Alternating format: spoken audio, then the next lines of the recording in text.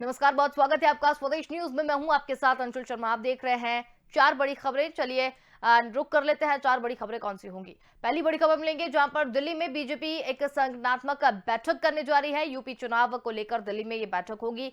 सभी सर्वे और समीकरण पर नजर रखी जाएगी। दूसरी बड़ी खबर मिलेंगे जहां पर सीएम धामी के यूपी दौरे का दूसरा दिन है। उत्तराखंड और यूपी की परिसंपत्तियों पर एक बैठक आयोजित की जा रही है। दोनों राज्यों के परिसंपत्तियों के लंबित मामलों का भी हल होता हुआ नजर आएगा। तीसरी बड़ी खबर हम लेंगे जहां पर यूपी चुनाव में चिराग पासवान की एंट्री। चिराग पासवान ने विधानसभा चुनाव लड़ने का ऐलान किया। लोक जनशक्ति पार्टी ने चुनाव की तैयारी भी शुरू कर दी है। चौथी और अंतिम बड़ी खबर लेंगे जहां पर एमपी में आदिवासी वोट बैंक की सियासत में नया दाव है। आदिवासी वोटर्स को साधने के लिए बीजेपी कांग्रेस आमने सामने है। सीएम शिवराज 22 को मंडला में एक सम्मेलन आयोजित करने जा रहे हैं। कमलनाथ ने 24 को एसटी विधायकों की बैठक बुलाई है। चलिए रुक करेंगे पहली बड़ी खबर की ओर, जहां पर यूपी के चुनावों को लेकर भाजपा नेतृत्व गुरुवार को दिल्ली में एक अहम संगठनात्मक बैठक करने जा रही है। भाजपा अध्यक्ष जेपी नड्डा द्वारा ली जाने वाली इस बैठक में राष्ट्रीय संगठन महामंत्री बीएल संतोष, चुनाव प्रभारी धर्मेंद्र प्रधान, उत्तर प्रदेश के भाजपा अध्यक्ष स्वतंत्र देव सिंह, संगठन महामंत्री सुनील बंसल, संगठन प्रभारी राधा मोहन सिंह हिस्सा लेंगे। और इसके पहले भी भाजपा नेतृत्व पिछले माह इन्हीं नेताओं संग दिल्ली में बैठक कर चुके हैं। आपको बता दें कि उत्तर प्रदेश के लिए बड़ी तैयारी कर रही भाजपा उम्मीदवार तय करने से पहले हर क्षेत्र में व्यापक जानकारी हासिल कर रही है। वहीं पार्टी ने राज्य को 6 क्षेत्रों में बांटा हुआ है और हर क्षेत्र के लिए अलग अलग रणनीति तैयार की जा रही है।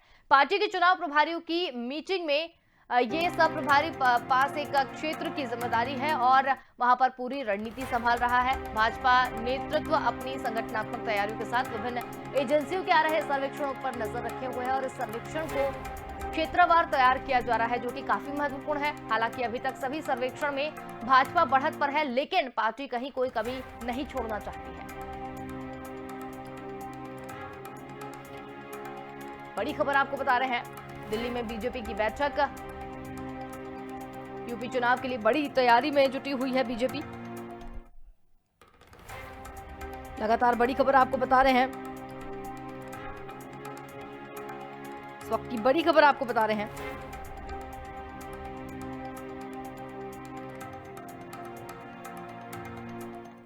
इस वक्त की बड़ी खबर आपको बता रहे हैं, बीजेपी अब एक संगठनात्मक बैठक करने जा रही है। बड़ी बैठक जैसे माना जा रहा है। यूपी चुनाव को लेकर दिल्ली में यह बैठक होगी। बड़ी खबर आपको लगातार बता रहे हैं।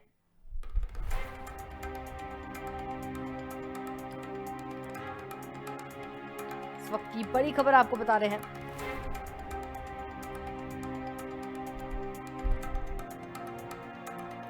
जहां पर बीजेपी अब एक संगठनात्मक बैठक करने जा रही है। यूपी चुनाव के लिए बड़ी तैयारी कर रही है भाजपा। बीजेपी अब एक संगठनात्मक बैठक करेगी। इस वक्त की बड़ी खबर आपको बता रहे हैं। लगातार बड़ी खबर आपको बता रहे हैं। सभी सर्वे और समीकरण पर भी बात करेगी बीजेपी। यूपी चुनाव के लिए बड़ी तैयारी कर रही भाजपा।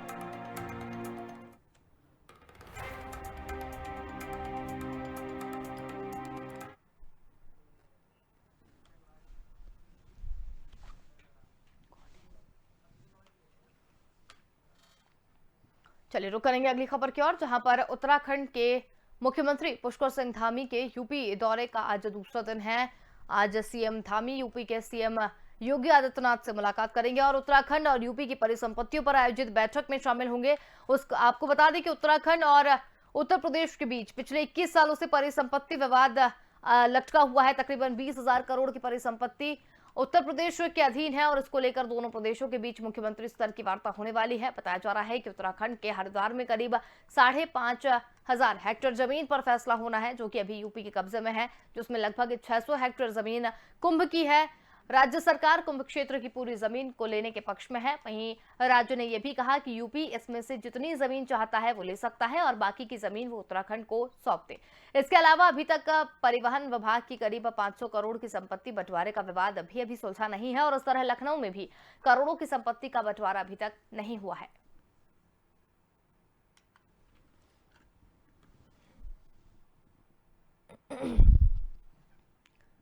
तो ये बड़ी खबर आपको बता रहे हैं, जहां पर सीएम धामी का आज दौरे का दूसरा दिन है। परिसंपत्ति विवाद पर आज बातचीत यहां पर हो सकती है। लगातार ये बड़ी खबर आपको बता रहे हैं, इस वक्त की बड़ी खबर आपको बता रहे हैं।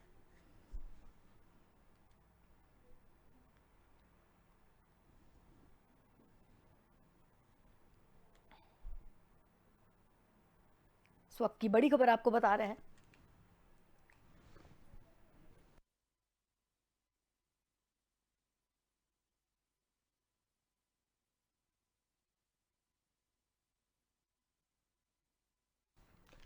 बड़ी खबर आपको बता रहे हैं, लगातार सीएम धामी आज उत्तर प्रदेश के दौरे पर हैं। परिसंपत्ति विवाद जो कभी 21 सालों से अटका हुआ है,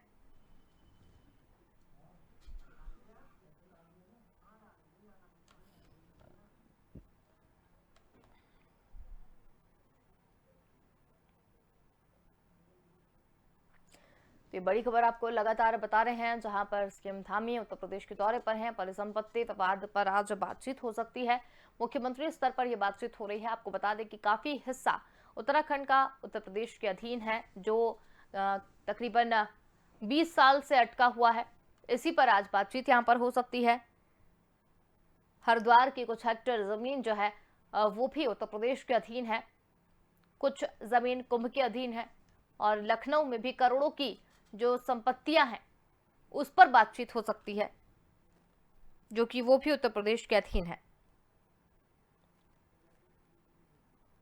और ज्यादा जानकारी के लिए हमारे साथ अकील सुदगी जुड़ गए हैं। जी अकील जी, आज परिसंपत्ति जो चीज है काफी दिनों से अटकी यहाँ पर हुई है, उस पर बातचीत हो सकती है। मुख्यमंत्री स्तर की वार्ता है, क्या कुछ अधिक जानकारी? तो देखिए, निश्चित तौर पे उत्तर प्रदेश में देखा जाए तो आज वो 3 दिवसीय दौरे पर हैं उत्तराखंड के मुख्यमंत्री धामी। और धामी आज के अगर कार्यक्रम की बात करें तो तकरीबन 1 दर्जन कार्यक्रम उनके उत्तर प्रदेश में लगे हुए हैं। उन सभी कार्यक्रमों में शामिल होंगे। सबसे महत्वपूर्ण कार्यक्रम है अगर उनका देखा जाए तो वो उत्तराखंड महोत्सव में यहाँ पर हिस्सा लेंगे। वहां पर भी वो जाएंगे और वहां पर कार्यक्रम में हिस्सा लेने पहुंचेंगे। तो मेन जहाँ की अगर उनकी हम बात करें तो उत्तराखंड महोत्सव में हिस्सा लेने पहुंचे हैं तकरीबन, लेकिन कई अरसे बाद वो उत्तर प्रदेश आए हैं। मुख्यमंत्री बनने के बाद पहली बार लखनऊ पहुंचे और लखनऊ से उनका काफी लगाव रहा है। तो ऐसे में कल देखिए देर रात उन्होंने शाम में आनंदीबेन पटेल से मुलाकात की, विधानसभा अध्यक्ष दीक्षित जी से मुलाकात की। उस समय उन्होंने भी कहा कि काफी लगाव मेरा उत्तर प्रदेश से रहा है, मैं यहीं से शिक्षा हासिल किया हूँ लखनऊ यूनिवर्सिटी से। तमाम उन्होंने बातें भी रखी है। बाद के कार्यक्रम की अगर बात करें तो अभी मुख्यमंत्री योगी आदित्यनाथ से उनकी मुलाकात होगी। मुलाकात के बाद वहां पर एक बैठक है, बैठक में भी वो हिस्सा लेंगे। तो बैठक की अगर बात करें तो ये बैठक परिसंपत्तियों पर ये बैठक होनी है, जिसमें मुख्यमंत्री योगी आदित्यनाथ, उत्तराखंड के मुख्यमंत्री धामी और राज संपत्ति में जो निलंबित मामले हैं उसे हल करने के लिए बैठक हो रही है, जिसमें उत्तर प्रदेश और उत्तराखंड के कई अधिकारी भी हिस्सा ले रहे हैं। तो इस बैठक में कहीं ना कहीं उन तमाम उलझनों को बाहर किया जाएगा, जिससे काफी अरसे से ये बैठक चल रही है। कई बार ये बैठक हो चुकी, लेकिन अभी तक जो संपत्ति को लेकर जो अभी तक विवाद रहा है वो अभी तक हल नहीं हो पाया है। हालांकि जब उत्तर प्रदेश उत्तराखंड एक रहा तो सारी संपत्ति एक रही है, लेकिन जब उत्तराखंड अलग हुआ तो और उत्तर प्रदेश, तो कहीं ना कहीं उत्तर प्रदेश की कई ऐसी संपत्ति रही जो उत्तराखंड के बॉर्डर के अंदर चली गई और उत्तराखंड की संपत्ति उत्तर प्रदेश के बॉर्डर में आई। तो तमाम इसको लेकर कई बार बैठक हुई है, कई मंत्री भी बैठक कर चुके, लेकिन इससे हल नहीं निकला। देखने वाली बात होगी कि उत्तर प्रदेश में जिस तरह ये बैठक हो रही है, मुख्यमंत्री और दोनों मुख्यमंत्री शामिल हो रहे हैं, क्या कुछ हल निकलता है। क्योंकि ऐसी तमाम संपत्ति है जिसको लेकर उत्तराखंड सरकार चाहती है कि वो उत्तर प्रदेश में उत्तराखंड में आ जाए, जो उत्तर प्रदेश की संपत्ति, और उत्तर प्रदेश की सरकार चाहती है कि वो उत्तराखंड में जो उत्तर प्रदेश की संपत्ति है वो उत्तर प्रदेश में आ जाए। तो ऐसे में अब उसे कहीं ना कहीं चीजों को मैनेज करना है कि जो संपत्ति वहां है या उत्तराखंड की यहाँ है, तो उसे या उत्तराखंड वाली सरकार उत्तर प्रदेश वाली सरकार उसे ले ले, और उत्तर प्रदेश की जो उत्तराखंड में वो उत्तराखंड यहाँ पर ले ले। तो ऐसे में अब इस पर आज काफी अध्ययन किया जाएगा, उस पर चर्चा होगी। अधिकारी भी यहाँ पर है, ये देखना होगा क्या कुछ इस पे फैसला आज होता है या इस पे जो काफी दिनों से जो बैठक चल रही थी वो उस पे कैसे आज विराम लगती है। दूसरी बात करें अगर तो अखिल भारतीय विद्यार्थी परिषद का कार्यक्रम है, वहां भी मुख्यमंत्री शामिल होंगे। भारतीय भवन राजेंद्र नगर में है, वहां पर वो पहुंचेंगे। उसके साथ साथ हजरतगंज में आज बीजेपी दफ्तर में भी जाएंगे। धामी और बीजेपी दफ्तर में अगर देखें तो वहां पर वहां के कार्यकर्ताओं से या वहां के जिम्मेदार संगठन के लोगों से मुलाकात करेंगे। इसके साथ साथ अगर बात करें तो तकरीबन शाम 6 बजे बीरबल सहानी मार्ग पर पंडित गोविंद वल्लभ भाई पटेल का जो स्मृति भवन है वहां पर भी जाएंगे। और उसके साथ साथ देखा जाए तो उत्तराखंड महोत्सव में शाम को शामिल होंगे। देर रात वो ताज होटल में भोजन करेंगे और तकरीबन 11:30 बजे देर रात वो उत्तराखंड के लिए रवाना हो जाएंगे। बिल्कुल अखिल जी, बहुत धन्यवाद हमारे साथ जानकारी हमारे साथ साझा करने के लिए।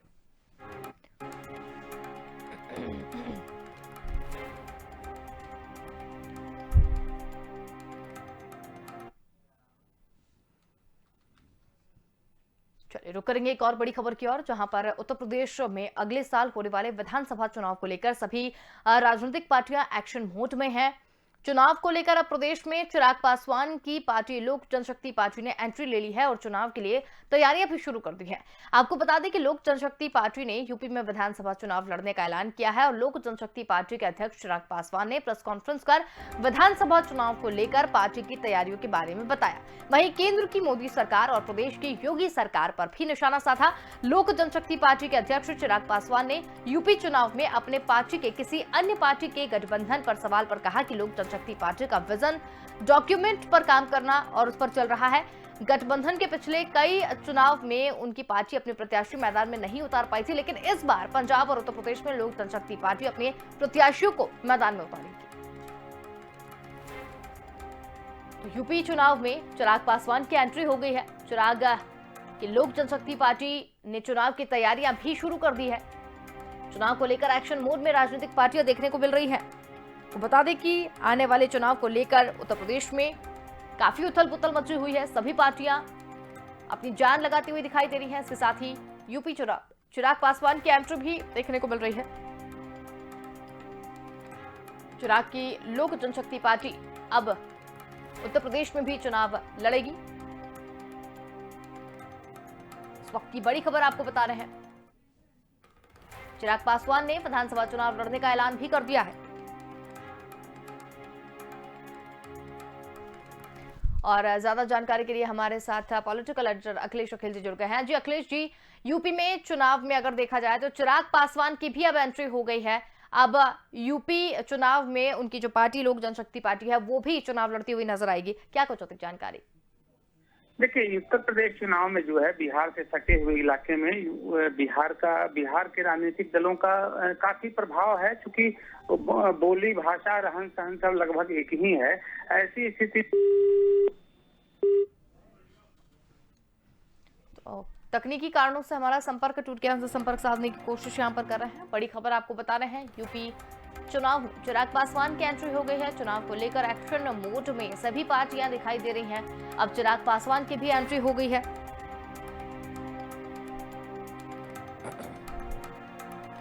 इस वक्त की बड़ी खबर आपको बता रहे हैं।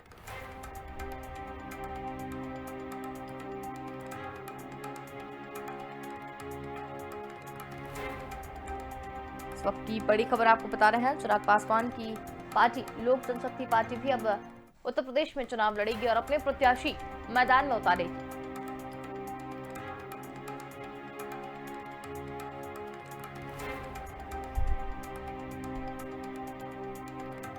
इस वक्त की बड़ी खबर आपको बता रहे हैं।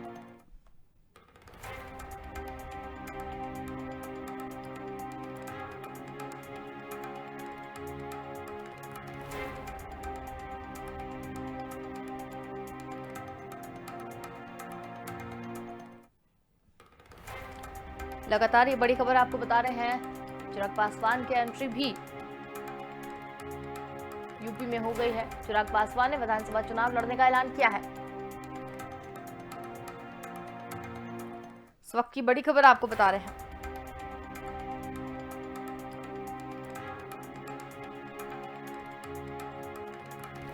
लगातार बड़ी खबर आपको बता रहे हैं।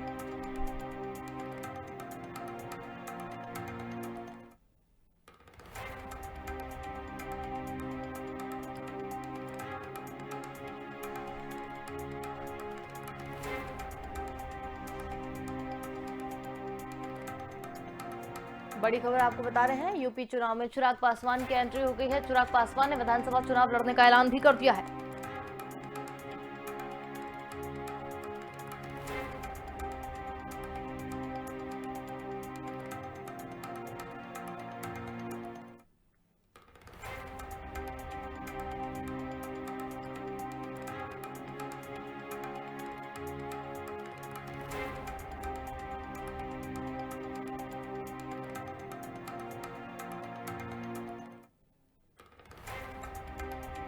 वक्त की बड़ी खबर आपको बता रहे हैं।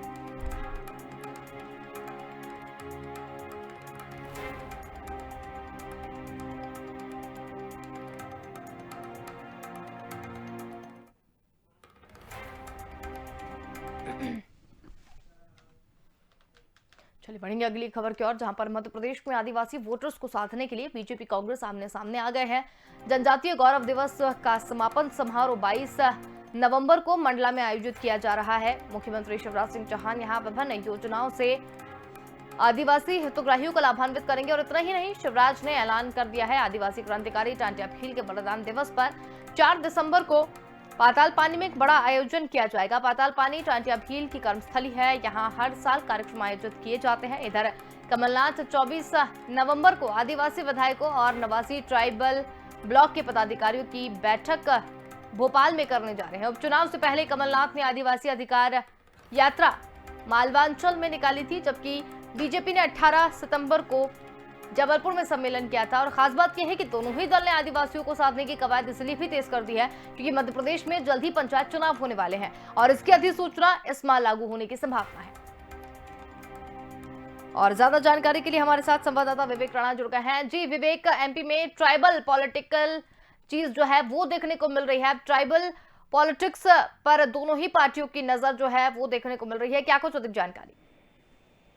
बिल्कुल अंकल, बात की जाए मध्य प्रदेश की तो मध्य प्रदेश में लगातार आदिवासी वर्ग के जो लोग हैं उनको साधने के लिए दोनों ही पार्टी अपना दमखम लगाती नजर आ रही। क्योंकि बात की जाए प्रदेश सरकार की बीजेपी पार्टी की तो जिस प्रकार से बीजेपी पार्टी ने अभी कुछ दिन पहले यानी 15 नवंबर के दिन जनजाति गौरव दिवस कार्यक्रम मनाया था, पूरे मध्य प्रदेश में भव्य कार्यक्रम था। उसके बाद 4 दिसंबर को जो टाटिया मामा है उनका जो बलिदान दिवस है वो मना रही है। तो लगातार बीजेपी पार्टी जो आदिवासी वर्ग के जो लोग हैं उनको साधने में लगी हुई है। वहीं बात की जाए कांग्रेस पार्टी की तो कांग्रेस पार्टी भी लगातार आदिवासी वर्ग के बीच में जा रही है और जो आदिवासी के वर्ग के जो लोग हैं उनको लेके जो उनके जो स्वतंत्रता सेनानी है उनकी जयंती भी मनाते कांग्रेस नजर आ रही। मगर बात की जाए 2018 के चुनाव की तो जिस प्रकार से अंशुल 2018 के चुनाव में आदिवासी का जो वोट बैंक है वो कांग्रेस के पक्ष में पड़ा था। और बात की जाए कांग्रेस पार्टी की तो कांग्रेस को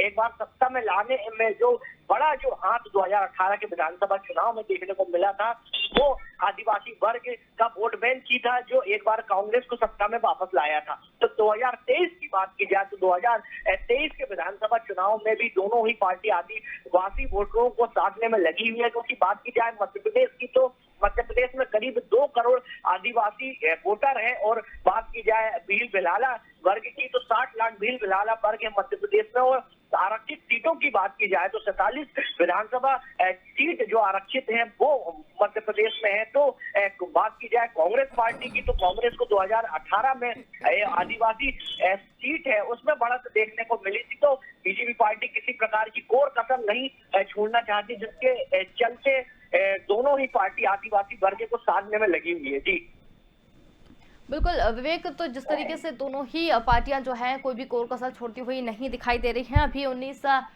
नवंबर को भी ये 5 दिन के अंदर दूसरा दौरा रहेगा पीएम मोदी का, क्या वो भी इसी तरीके की साधने में यहाँ पर आएंगे आदिवासियों को?